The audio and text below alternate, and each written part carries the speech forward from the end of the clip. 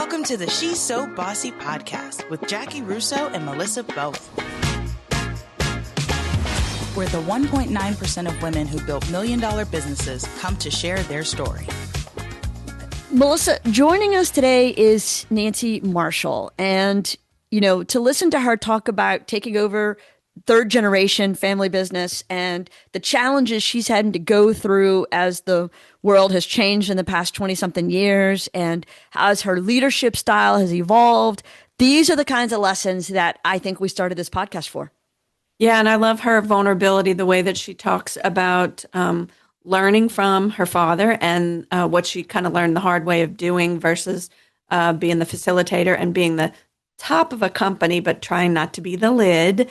And then the lesson she learned the hard way into the leader she is now. I really appreciate her stories there. Yeah, no, it's just, she's bossy, but in the best way. In the most humble, vulnerable, use emotionally that word. Intelligent, yes. Caring for her team, yes. Family business. Well, and not, this is the way it's always been, so this is the way it's always going to be. She's evolved and grown over time, and that's what's going to keep her company strong as they prepare for the next generation to take over. And to think that this was her first podcast. I'm very excited. I love that. You did great. I love that. You did great. So y'all stick around and give a listen to Nancy's lessons on leadership because it's awesome. Nancy, welcome to the podcast. We're so excited to have you. Thank you very much. I'm really happy to be here. I appreciate the time we're going to spend together. I'm looking forward to it too. And so, I was giving Melissa, since you and I have known each other for a little bit, I was telling Melissa kind of your background, but I thought really no one's going to do your intro better than you. So maybe tell Melissa and the people sort of how you got into this whole business. Oh, I'd be happy to. So my grandfather started aluminum supply company back in 1948. He saw a need for metal distribution in the city of Detroit. And so aluminum supply was born. My father and my uncles took it over. And then in 2005, after working here my whole life, I took over the ownership. So there's two companies, three actually, but Aluminum Supply Company was the first. Marshall Sales took off shortly after, which is a fastener distributor. And then we purchased another fastener distributor ship over in the west side of the state about 27 years ago. So I actually have three businesses. Yeah. And you run all three. I do. It keeps me busy. All of them are over $1 million. And yes, so really over 70 years of being in business. As you know, I've talked to you about it. I did not start the businesses, obviously. I took over the ownership in 2005. My father was 84 at the time. And because I'd worked here my whole life and really have worked in every position possible, with the exception of welding, I grew up and my education is the School of Hard Knocks. So that's how I'm here. Were you all, Nancy, was it being a family business, was it always assumed you would kind of go into that position, or did you develop into it? Did you want it? Were you resistant? How was that transition for you? It was never assumed. I'm one of 12. And so initially all of us were given stock in the company prior to 2005. And 7 of us sold it right away. And the balance of the 5 of us remained. Some of us worked, some of us did not. And over the years, we bought out the others. My father, right before he retired, I don't want to say I was the last woman standing because I wasn't, but we had gone through some things as family businesses do. And he looked at me one day and, he said, you've always said this isn't what you wanted, that you didn't want to be the leader. And I said, no, I never said that, Father. I am up for the challenge. This is my passion. It's my whole life. Right. And so he looked at me and certainly had worked next to me all those years and made the decision at that time to turn it over to me. Wow, good for you. Yeah. So as a third generation, how have you tackled change? I would imagine that's really hard to do with the push and pull of preserving everything the way your dad and your grandfather and your uncles have always done it, with having to adapt to new times, new challenges, new tariffs, new issues. What's that been like for you as a leader? Well, I will tell you, initially, so I took over ownership in '05. My father died in '07. And then, of course, we had the '08 and '09 recession. I felt initially like I was putting out fires all the time. Right. And I was afraid because initially I could go to my father and ask him for advice if I wasn't sure. And then he passed away, and then everything happened. And so again, initially, uh, I was putting out fires, right? Right. So, but I am extremely resilient, extremely stubborn. And so, you know, what doesn't kill you makes you strong, right? So I would say that my leadership was really, for lack of a better word, forged through those crises. I had already earned the respect of all of the employees because I worked alongside most of them, most of my life, right? So it was a matter of then stepping into that, separating the friendship piece of who I was prior to getting into the chair, and then not letting them see the fear that was inside me, right? With all of that chaos that was happening in the early phase of my ownership, and just getting through it. So um, I learned that putting out fires wasn't the right way to do it. I will say that Marshall sales was basically 80% automotive. So when '08 and '09 happened, and the banks were looking, for all this reporting, and I had the other two businesses struggling. That I thought was going to break me, quite honestly. I got home one day, my son looked at me and said, "I am never coming to work for you," because it was difficult to even stand up straight with all the pressures. But it was at that point also that I learned the necessity of diversification, right? And how to bring that on board throughout all of the companies. So yeah, it was a big lesson learned. What, Nancy, it seems like, excuse me, like you have learned so many things, like by doing it. When you talk about your resilience and going from being friends and peers with people to being their leaders, and then going through the recession as a leader without your dad, that's a lot of learning in real time. Yes, yes, it really was. And at that time, I wasn't involved in any of the councils like the Great Lakes Women's Business Council. I didn't feel like I had anybody to go to, Mm. certainly not my family, who some were looking for me to maybe not be successful, because that happens in the family. And you can't speak to your bank, you can't speak to your vendors, you can't, or your customers. So it's a matter of, trying to learn how to do that. I don't like to say trial it by fire or trial and error, but some of it truly was that way, right? Mhm. I said school of hard knocks. I didn't graduate from college, so everything I learned was actually here by doing. Yeah, I didn't either, and I think there's benefit to both. But I think that on the job experience really can pay dividends when it gets tough. Yeah, and I will say that one of the biggest things I had to get over was, saying that it's my father's business and not owning, my piece and keeping it going. And that took a very long time. It's my father's business. I didn't buy it, I didn't start it, I took it over, right? So at some point in time, I had to come to the realization that it wasn't my father's business anymore. And I will Yeah. say that that was one of the hardest transitions for me. And I don't know if it was just by realizing, even though I already knew that everything's, ends with me, if you know what I'm saying, that Mhm. all the decisions, and that was a little bit scary. Um, but really the successes that have happened since I've taken over and the things that we've made it through, we did because of me and the people that I surrounded myself with. So, Right. so, owning it, has been a difficult thing to achieve. Good for you Literally. for acknowledging it, though, for yourself. Yeah. Yeah. And Yeah, because you have to literally own it and own the choices that you're making. Good and Yes, bad. it was at one time your grandfather's business and your father's business, but the day that you took over, the very next day, a decision you made changed the course. And so from that point on, you've owned it.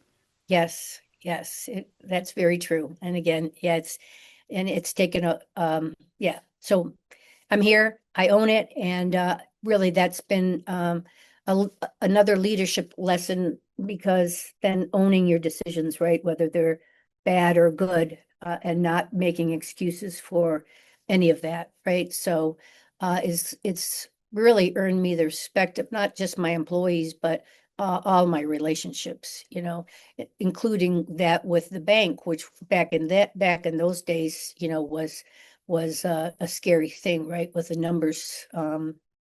But honesty and owning and all of that really went the distance and made the difference for sure. Yeah. You're in what is typically a pretty male dominated industry.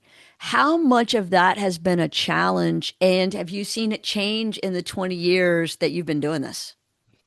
So it certainly is male dominated. It was a challenge.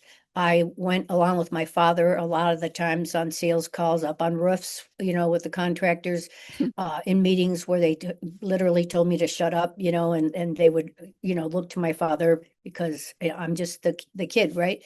That was back in my early to mid 20s. And then growing up through that again, is once, my word meant something. I walked my talk. I knew the answers. If I didn't know the answers, I got the answers.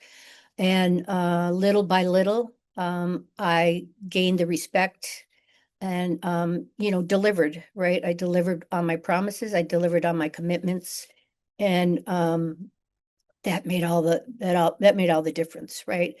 Um, After a long time, when Great Lakes Women's Business Council came out, or I should say, when I became involved with them, also, then I had all of these peers that I could, reach out to and didn't feel so much alone and had more resources, excuse me, to work through a lot of things. And they helped me because I had some really great mentors who had kind of paved the way, especially in the automotive end of it, that really were marvelous for me and helped me a great deal. So, I think about joining those organizations, and there's always the constraint of time and yes. resources, because they all cost something.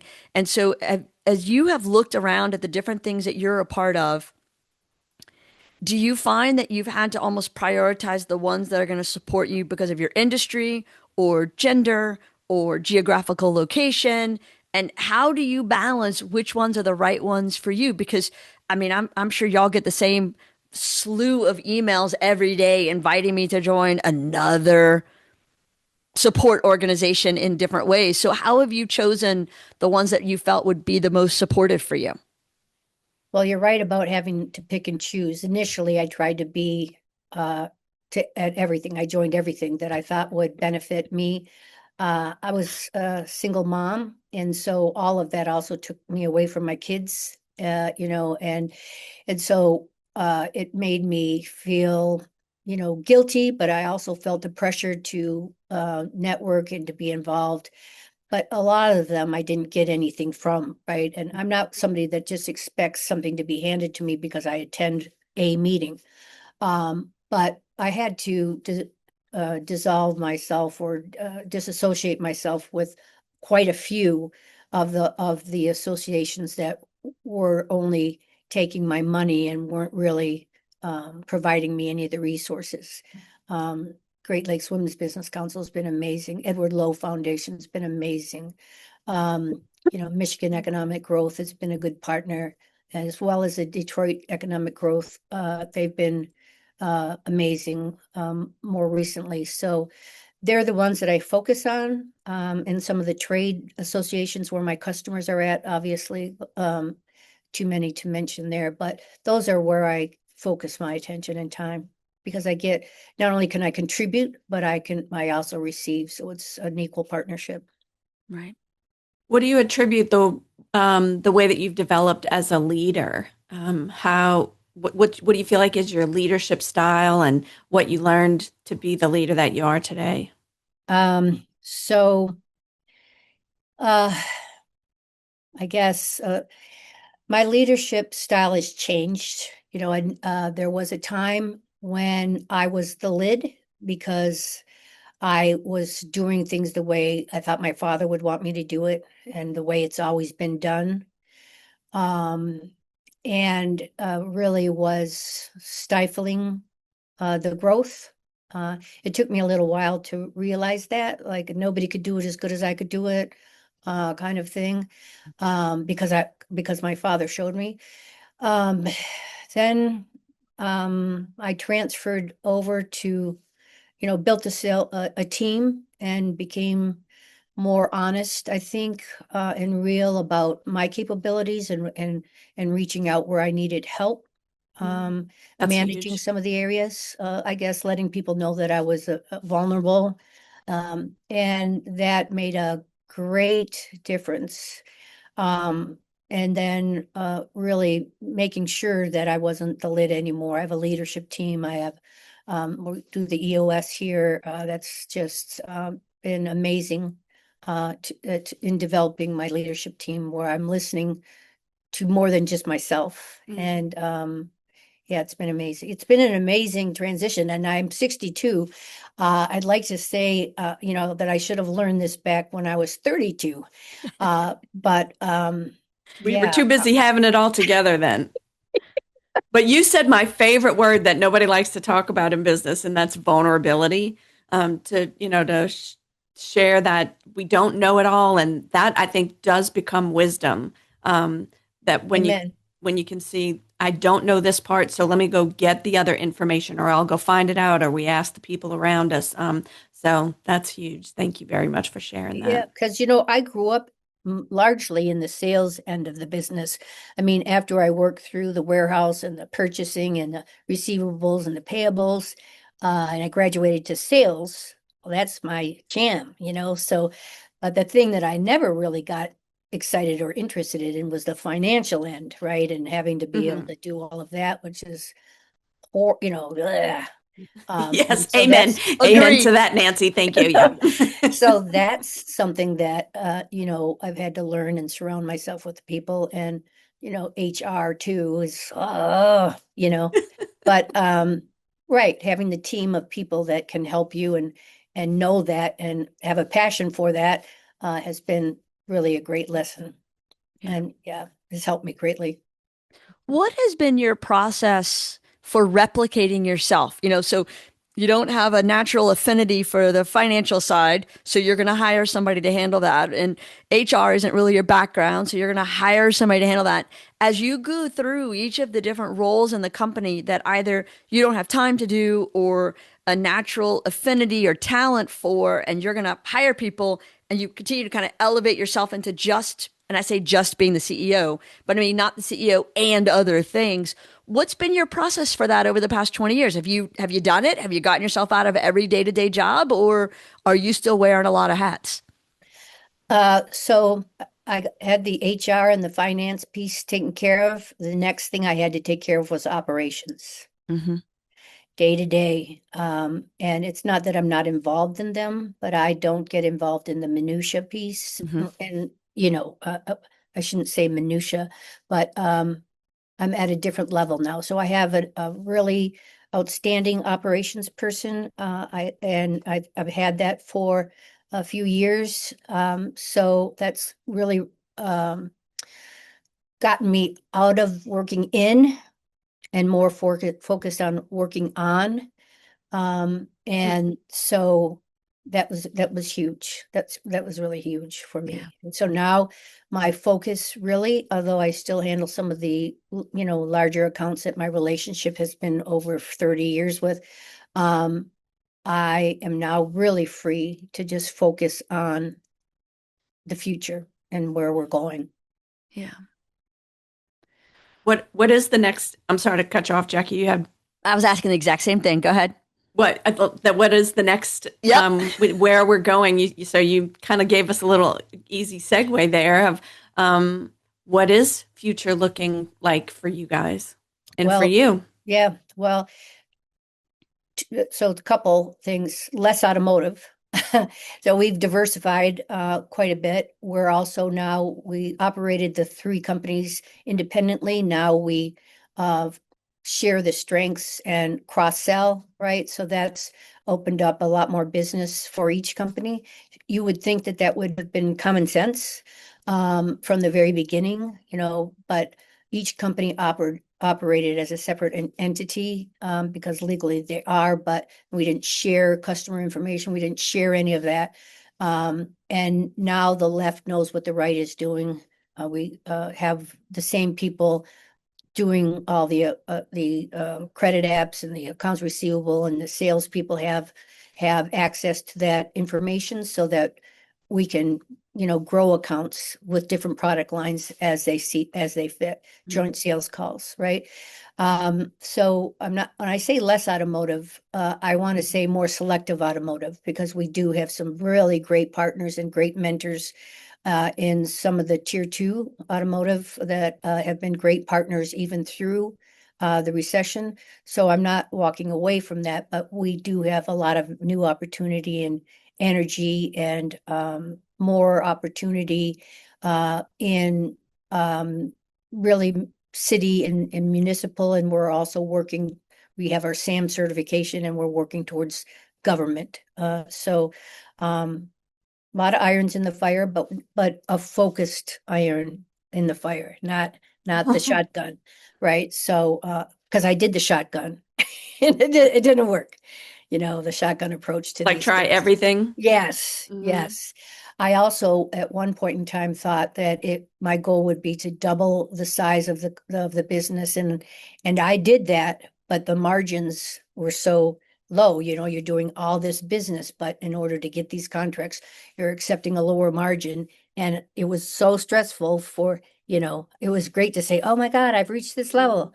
But then you're looking at the bottom line, and you did the same with less and less stress, right? So now it's a managed growth with margins and yes, intelligent, people contributing to that decision before we jump into something. Nancy, I appreciate that candid or that vulnerable answer there. Like, so I'm new to leadership myself. I have a growing team of counselors, just 10 people, and growing the business.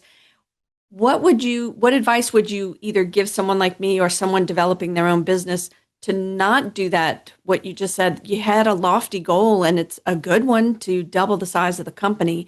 What would you either tell yourself now, or what advice would you give yourself or someone else looking at those kind of goals? How would you discern the difference?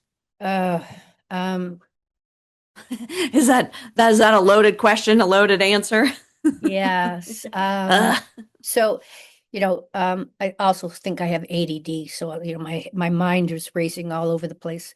Um, so, the foundation is really the most important, in making sure that you're prepared to manage growth, and you're prepared to be able to, if you if you're prepared to be able to deliver what you promise, right? And making sure that all the customers are taken care of at a level that they need to be taken care of. Make sure that everything's trued and tested before you roll it out. Culture for me has been extremely important. My dad was somebody who, when I said, "Hey, Dad, I look at this, I did this," he said, "You got your paycheck, didn't you?" Or, "Hey, I could use a raise, move upstairs," kind of thing. And nowadays, it's really important to be sure that the people that you're adding to your team are not only the right fit for the seat, but collectively, once you've established what your goals and your missions and what's important to you are relayed to your team, that you stay true to that, stay true to yourself. And it's okay to second guess, but most of the times what your gut is telling you is right, I guess. Awesome. Thank you for that. Nancy, you just opened up a whole chapter that I cannot wait to dive into around culture, hiring, training, retaining. And yeah, I know a lot of people who subscribe to that same philosophy that your dad and Don Draper had. When told, why don't you ever say thank you? It's like, that's what the check is for. That's what the money does. And so we are in a new era where Yes. the check, sure, that's a part of it. But, there's that book, The 5 Languages of Appreciation in the Workplace, that's written by the same guy, Gary Chapman, who wrote The 5 Love Languages. And so it subscribes to the theory that I think is true that says the money is not thanks enough. There need to be other ways to thank people, whether it's acknowledgement, words of affirmation, and, like telling them thank you beyond just the check, and making sure that they feel connected to the company, and building an environment where they want to thrive and feel like there's a higher purpose. There's an incredible study, and I will get back to the actual question, but I like to show off when I have knowledge about a topic. There's this incredible study that scientists did like 30 years ago, where they took a group of mice and they built this enclosure for them, and they made sure the mice had everything they needed: unlimited food, unlimited water, unlimited bedding. And so the mice didn't have to work. They didn't have to do anything. They were just happy. And so the mice reproduced, but the more mice that came into the community, and the less that they had to worry, because, so the next generation didn't know there was ever a time where they had to fight for food or fight for shelter. It just was all handed to them. Well, by the third generation, they became fat and lazy. It's not what the study calls it, but that's what I would in my shorthand call it. And there was less connection, there was less community, there was less intimacy, and less next generation. And in 5 generations, they died.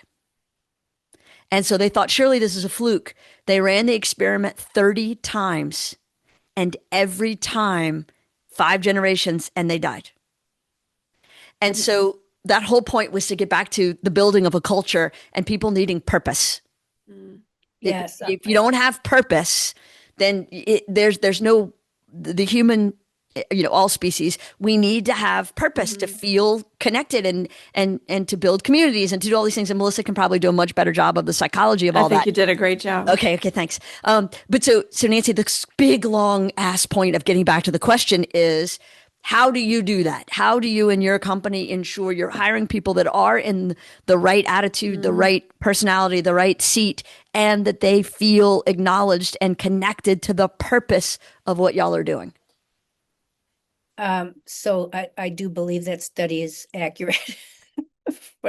And I will say that I was guilty of the same with my kids. I've been working since I was 13, right? So it's like that commercial on TV. Don't, become your father. Oh, yeah. If you've seen that commercial. The Progressive auto commercial. I love those commercials. Yes. So anyway, I will tell you a story that I'm not particularly proud of. When I started really working and trying to teach the world to sing and have my, develop a team in, the teamwork or the team approach in the business. One of my employees at one point, because I'm trying to do all these things and, reminding everybody that we're a team.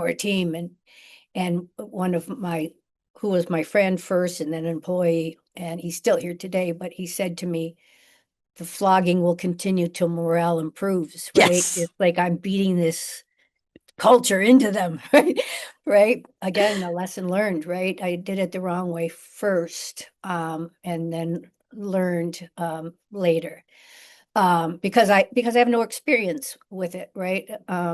So the culture piece has been very rewarding given I'm an old school, but it's been very rewarding. It's been frustrating and rewarding, right? Because especially post-COVID, because there's a whole different mindset from when I was young and working and trying to to succeed and rise up than there is today. And so learning with my leadership team, that's a young group of people, and my oldest daughter, who is also a minority owner now because she's my succession, really opening that whole culture piece up in my mind. I didn't even like saying the word before, quite honestly, because I just felt like I was falling into, with a trending thing. It's been a game changer here. We've developed so many different programs. I've had an independent person come in and meet with my employees, so they weren't afraid, because it is a family business. So how do you talk about, or when there's other family people, right? I hired a person to work in between me and that team for a while and gave him the authority. So I removed myself from the piece to help develop it initially, because I didn't get the whole thing, right? I needed somebody that was an expert in that. And today, we're not perfect, but today I have everybody. It's this transparency. It's understanding, everybody understanding where we're going, giving everybody the tools that they need to succeed in their area, and understanding strengths and weaknesses. This morning at the meeting, we're talking about teamwork, and one of our missions statement and our beliefs is that we accept people for their strengths and their weaknesses, right? So when you're expecting this teamwork and this culture, and you're wondering why Sally isn't jumping up to help with another area, even though it's not her space, when then you look back at when you hired, the strengths and weaknesses were clear, yet you're then expecting them to cross over into a weak area. So understanding all of that, and then when we're hiring, really making sure that, for me, it's a lot easier to train a skill than it is to train a personality, or who's going to fit with what's important to me, and what defines us as a company and our core values. So we look at that. The hiring process is much different than just hiring somebody to fill a spot now, right? They don't just have to read a tape measure. I can teach them to read a tape measure after they join us. It's been a learning experience, but I'm so pleased, because that comment, which still hurts me in my back of my brain today, is always with me, to be sure that I never do that again. Can you explain that comment to me? Because I admit, I think I understand what it Okay, means. so I was, preaching teamwork, right? And I have this group in the metal business, and so I would go down there. We'd have the meetings, and I'd say, seriously, you have to you have to let go of some of your accounts. You're on the phone too much. Timmy can help you with that. And Johnny's over here. He can be doing this. You have to be working more as a team. We're all here to support each other. And you have to understand that and be more a part of the team, and start acting like we're a team, and not just, you being your single, autonomous self within the company. And I was like, you have to share, you have to involve, because we're a team. And yeah, he's like, I was forcing that teamwork on him when, he was the older school like myself. And, that's was his comment to me. As I was beating the teamwork into him, and so basically, until he became a part of the team, and he did become a part of the team, but not because of that method. Well, and I thought the comment came from Monty Python. I thought it was a joke from one of their movies, but I just looked it up. The flogging. It was the flogging. Well, no, the actual original line is Yeah. the beatings will stop when morale improves. Yeah. That's the origin phrase. Yeah. Oh. And it comes from military. It is like a military slang kind of thing that started in the mid 20th century military culture and circulated as a sarcastic joke about leadership failure and then spread into business culture and became a common shorthand for pointing out backwards logic. Yeah, well, I'll tell you, the harder I tried, the worse it became. Right. Initially, I'm telling you. Oh, I was like, what am I not getting? It's Yeah. common sense, or whatever. Right. But yeah. There's no common. That is what I'm learning. There's nothing common. Nothing common. No. I'm happy to say that's not the situation anymore. And honestly, happy to come to work and happy that my people are happy. And yeah, it's been amazing transformation.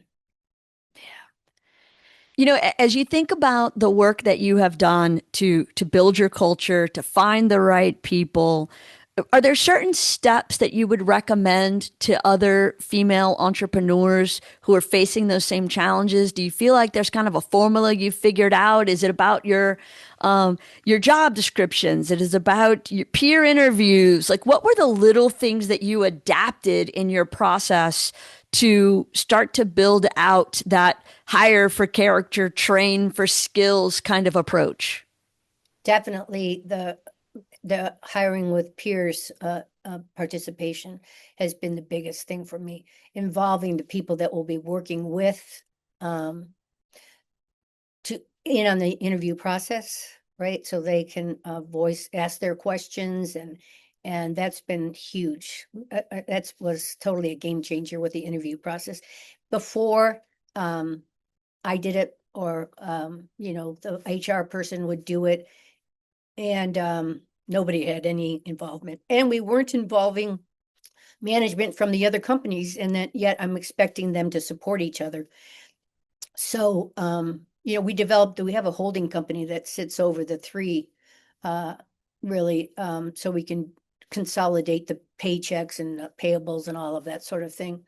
But so when we figured out to involve the peers, it doesn't just include peers within the one business, it's across the board, right? So we're consistent in our practices, and have, just having everybody involved, not just again, an autonomous decision. So they get a say. Do they get a say and input?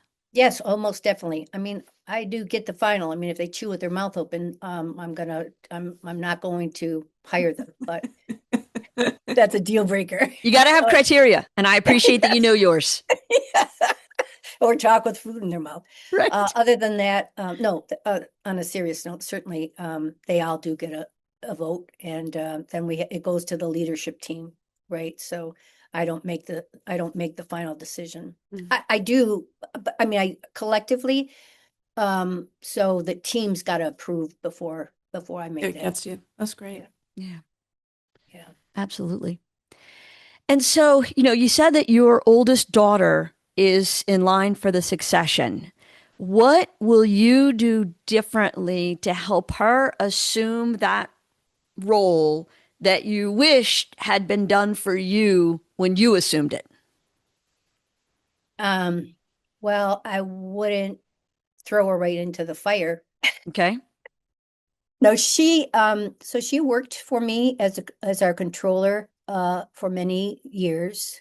Then COVID happened, and she removed herself because she has two daughters that she, kept at home and were schooling at home. And during that process, don't get me wrong, it was stressful for her to work for me.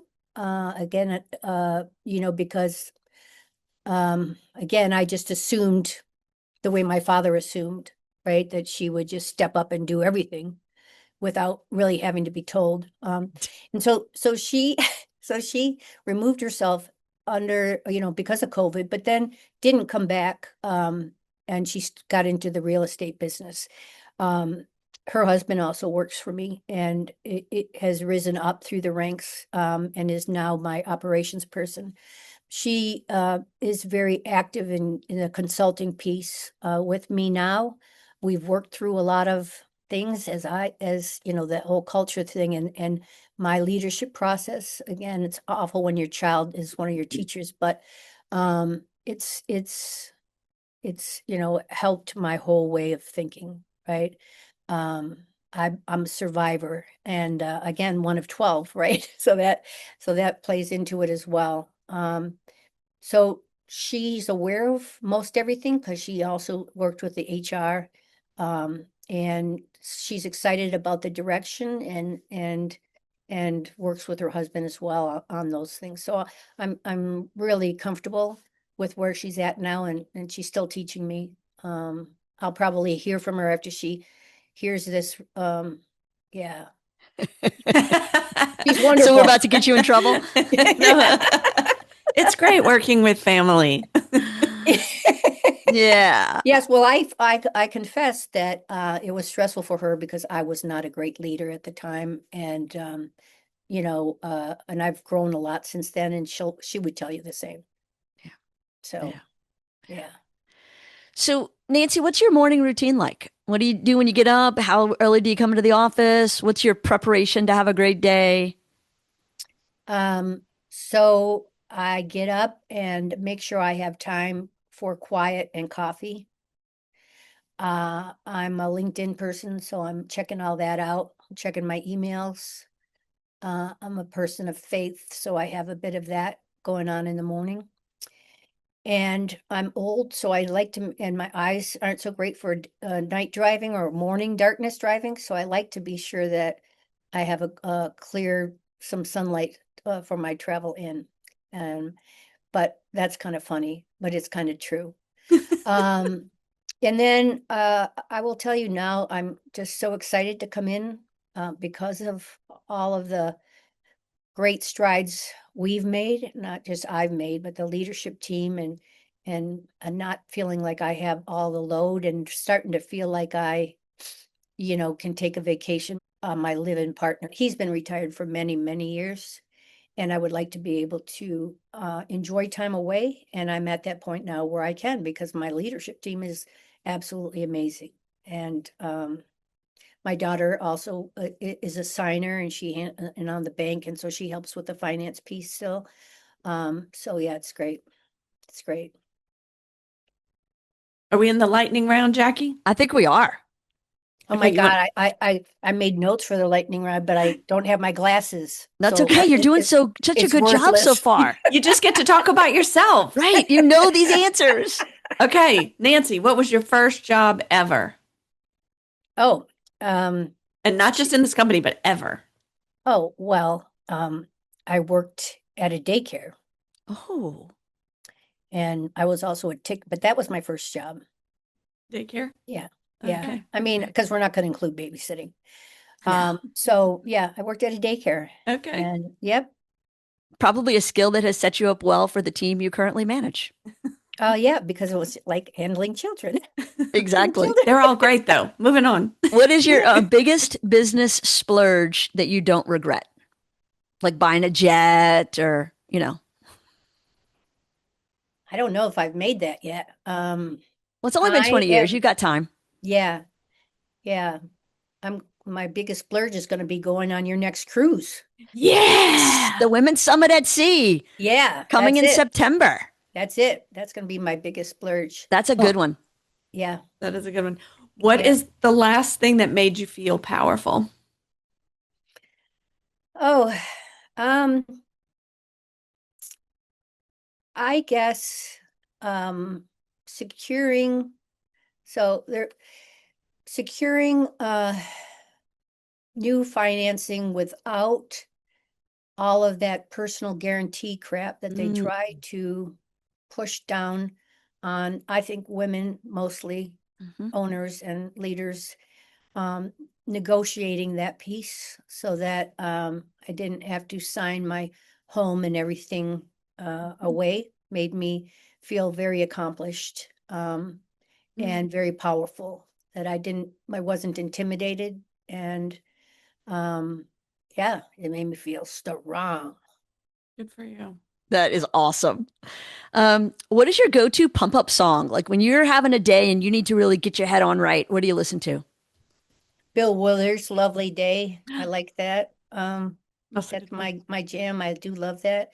If everybody in the world listened to that song, it'd be a better place, I'm telling you. Yeah, we would be in a pretty peaceful, happy place for Yeah, sure. I Nancy, we love it. 100% agree. That's kind of been our theme song at different points of our travels. And so, yeah, Are we you agree. just saying that or you No, agree?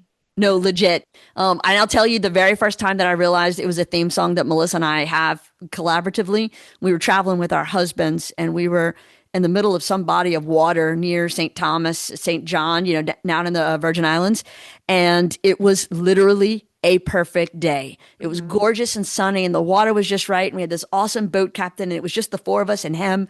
And we were snorkeling, and I had swum with a shark, not in a cage, like on accident. All of a sudden, Yeah, it was just me and the shark. And I'm like, hey, Captain, come get me. He goes, no, it's fine. I'm like, the hell it is. yeah. I've Um, been there like that. right? Yes, I've And been he's in like, that no, he same can see snorkel you. I'm like, or that's the problem. He scuba. can see me. Come save me. Yeah, And then yeah, I realized, like, oh, I see what he's saying. Like, when the shark can see you, it doesn't want you. It only wants you when it thinks you're something else. And so me and the shark hung out for a while, and I didn't die. And so we're back on the boat and we're heading to whatever the next island is. And that song just came on.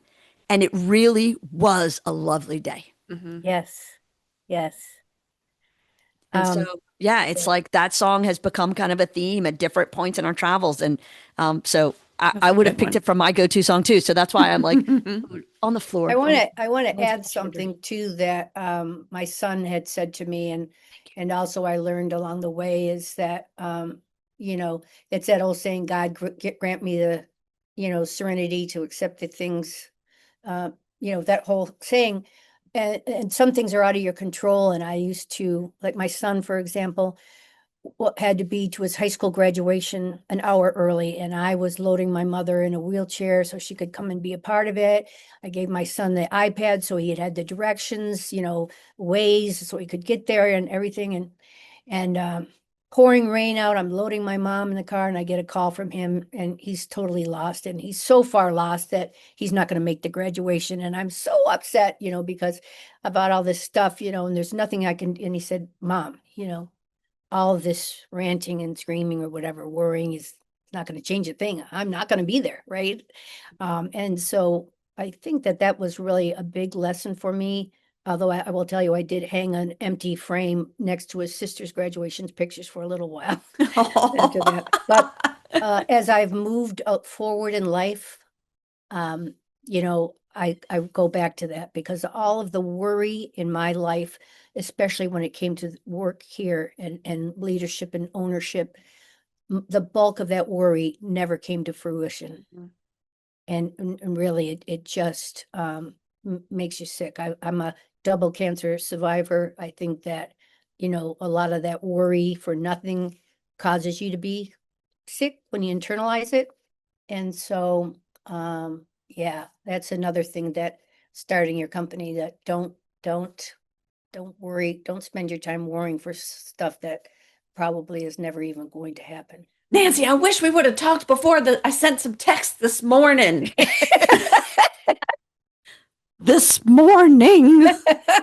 Well, actually, I used the send laters function. I actually sent them at probably 2 a.m. They just hit Oh, this morning. that Anywho, is, yeah, that's another thing that I, used to be really reactionary, and I'd be like, yeah. and oh, regrets. Okay. But yeah, All right, moving on. Yeah, yeah. that one made me sweat. Um, what is a book you think every leader should read? Is there one that you would recommend? Mm. Yeah, I can't, I'm trying to think back through all the leadership books I've read and fallen asleep trying to read. Um, You're my people, Nancy. you know, um, I'm gonna just keep going back to traction for me. It's helped me a great deal. Um, I'm gonna stick with that. That's a Yeah, good one. thanks. That is a good one. What is the most bossy thing you've ever done? Air quotes. Oh, Lord. Um, so, I'm trying to think because there's been so many. Um, I will say that in a delegating in a meeting where somebody was talking to me about poor leadership, because they were putting everything on me, as far as their lack of ascension, and the lack of the fact that they were not happy.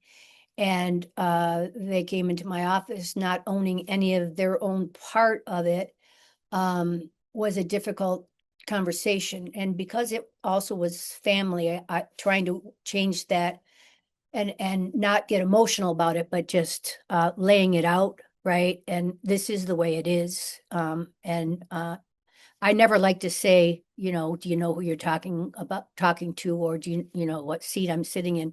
But at that moment, they became not family, and I had to lay down the line and show them that they were, that they had to own up. So really, it's you carry a lot of guilt, your whole life and about different things, and at some point in time, you have to put it down and just say, enough, and take control over everything that you own, right? And in that instant, after it was over, I was really the most pleased with myself because I managed through it.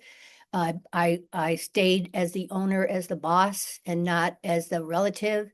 It didn't allow it to get emotional, and the result has been absolutely amazing. Yeah, I was a Bossy Pants that day. Bossy Pants was a really good book. It's a great book. God, she is so such a good writer. Yeah, I should have said that too. That's a great one. Love it. Yeah. All right. Do I have one more? You do. Okay. Nancy, you come from a company and a leadership that has a legacy. You're part of a legacy, and you have that moving forward too. If there were to be one word you would like people to associate with your leadership, what would you like it to be? God, only one. We'll allow several. You are the boss. I guess integrity. Mm. That's because that's a very important piece for me in my leadership, because it hasn't always been that way in the business itself. So I like people to know that I lead with that, and